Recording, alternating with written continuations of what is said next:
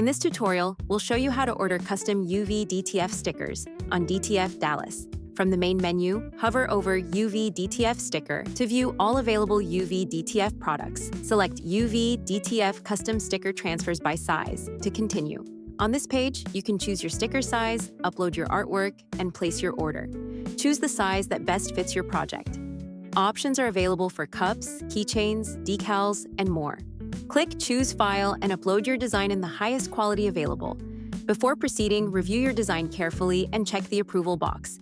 Next, select whether you'd like your stickers delivered as a roll or pre-cut individually. Once everything looks correct, click Add to Cart.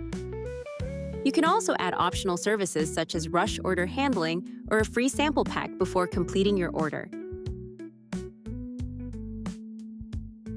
In the cart, you can adjust quantities, remove items, or make changes before placing your order. Take a moment to review everything carefully before moving to checkout.